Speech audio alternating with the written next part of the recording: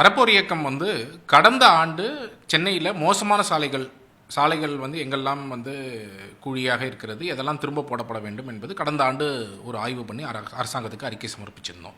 இந்த ஆண்டு மிக முக்கியமாக பலர் எங்களுக்கு தெரிவித்தது என்னென்னா, இந்த ஸ்பீட் பிரேக்கர் சம்பந்தமான பிரச்சனைகள் தெரிவிச்சிருந்தாங்க கூட்டங்களில். அதனால் இந்த ஸ்பீட் பிரேக்கர் வேகத்தடைகள், அதே போல் மேன்ஹோல், நம்ம ரோட்டில் போகும்பொழுது இந்த மேன்ஹோல் அப்படிங்கிறது ஒரு பாட்ஹோலாக, ஒரு குழியாக பல பிரச்சனைகளை ஏற்படுத்துறதுன்னு நம்ம இங்கே பார்த்துருப்பீங்க. அப்புறம் சில்ட் பிட் அப்படிங்கிறது இது ஒரு ரீசன்ட் ப்ராப்ளம். கடந்த சில ஆண்டுகளில் நீங்கள் பார்த்துருப்பீங்க, ஸ்டாம் வாட்டர் ட்ரெயினை ஒட்டி ரோடுடைய ஓரத்தில் அந்த சில்ட் மண்ணை ஃபில்டர் பண்ணி தண்ணீர் மழைநீர் வடிகால் உள்ளே போகிறதுக்காக ரோடு ஓரத்தில் போடுறாங்க. அது ரோடுகள் போடும் பொழுது மேலே ரோடு வந்துடுது, சில்ட் பிட் கீழே போயிடுது. அதுவும் ஒரு மிகப்பெரிய பிரச்சனையாக மாறி வருகிறதுன்னு.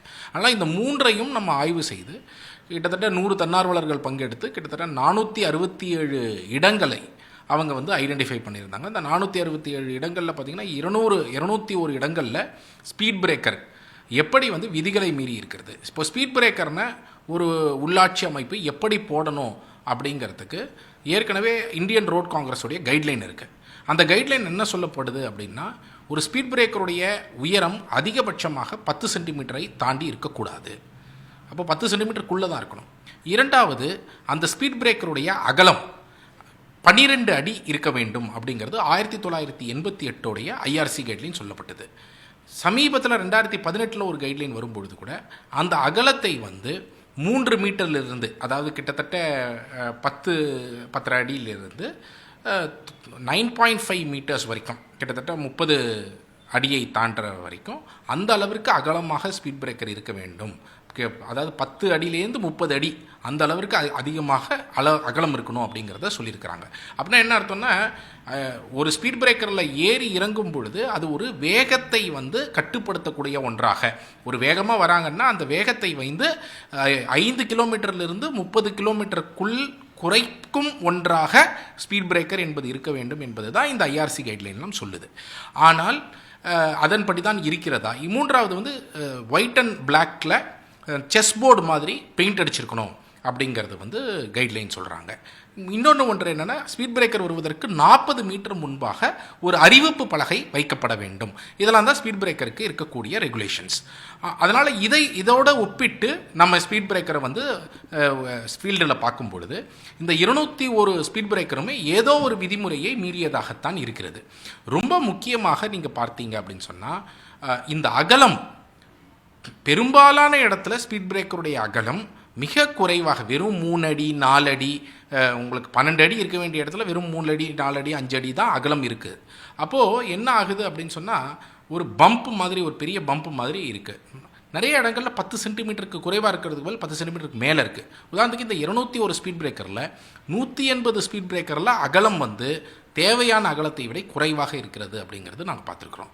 அதே மாதிரி 201 ஸ்பீட் பிரேக்கரில் 156 ஸ்பீட் பிரேக்கரில் ஹைட்டு 10 சென்டிமீட்டருக்கு குறைவாக இருப்பதற்கு பதில் 10 சென்டிமீட்டருக்கு மேலே விதியை மீறி இருக்கிறது அப்படிங்கிறத நாங்கள் பார்த்துருக்குறோம். பெயிண்ட் அடிக்கிறது, இந்த பெயிண்ட் அடிக்கிறதுங்கிறது ரொம்ப ரொம்ப முக்கியமானது. சமீபத்தில் கூட நீங்கள்லாம் பார்த்துருப்பீங்க, சிட்லப்பாக்கத்தில் ஒரு நபர் அவருடைய குழந்தையோடு போயிட்டு இருக்கும் பொழுது அந்த சிட்லப்பாக்கத்தில் இருக்கக்கூடிய ஸ்பீட் பிரேக்கரில் பெயிண்ட் இல்லாததுனால கண்ணு தெரியல, இருட்டில் போகும்போது அதை தாண்டும் பொழுது அவர் அதில் தடுக்கி நேரடியாக ஒரு போஸ்ட்டில் போய் மோதி அந்த ஸ்பாட்லேயே உயிரிழந்துடுறாரு. அப்போது அதுதான் நாங்கள் இந்த பெயிண்ட் அடிக்கிறது எந்த அளவுக்கு அடிக்கிறாங்க அப்படின்னு பார்க்கும்பொழுது 132 இடங்களில் பிளாக் அண்ட் ஒயிட் பெயிண்ட்டே இல்லை இந்த 200 ஸ்பீட் பிரேக்கரில் அப்படிங்கிறதையும் பார்த்துருக்குறோம். 64 இடங்களில் சுமாராக இருக்கிறது. அந்த பெயிண்ட் அடித்து அந்த பெயிண்ட் மெயின்டெனன்ஸ் ஐஆர்சி கைட்லைன் என்ன சொல்கிறாங்கன்னா, மெயின்டைன் பண்ணிக்கிட்டே இருக்கணும். பெயிண்ட் ஒரு வேளை போச்சுன்னா திரும்ப உடனே போய் அடிக்கணும் அவங்க உள்ளாட்சி அமைப்புகள். ஆனால் மாடரேட்டாக ஒரு 64 இடத்துல இருக்குது. 8 இடங்களில் மட்டும்தான் ரொம்ப தெளிவாக நன்றாக இருக்கிறது அப்படிங்கிற மாதிரி நம்மளுடைய ரிப்போர்ட்டில் இருக்குது. அப்போ அப்படி இருக்கும்பொழுது அதை உடனடியாக விதிகள் படி, ஸ்பீட் பிரேக்கர்னால் 12 அடி அகலம், உயரம் 10 சென்டிமீட்டருக்கு மேலே இருக்கக்கூடாது, பிளாக் அண்ட் ஒயிட்டில் பெயிண்ட் அடித்து அது போல் சரி செய்ய வேண்டும் இருக்கக்கூடிய ஸ்பீட் பிரேக்கர்களை. மேன்ஹோலை ரோட் லெவலில் மேன்ஹோலை சில்பிட்டு அவர்கள் சரி செய்ய வேண்டும் உடனடியாக.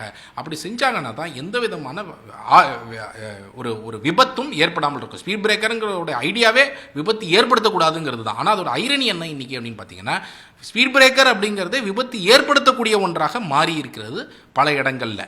ஸோ அதனால் வந்து இன்றைக்கி இதை உடனடியாக சரி செய்ய வேண்டும். மேலும் இனி சாலைகள் எங்கெல்லாம் போடுறீங்களோ உயரத்தை அதிகரிக்காமல் அந்த லெவல்லையே இருந்தால் மட்டும்தான் பில் பேமெண்ட்டே கான்ட்ராக்டர்களுக்கு பண்ணணும். இந்த மானிட்டரிங்லாம் அரசாங்கம் சரியாக செய்ய வேண்டும் அப்படின்னு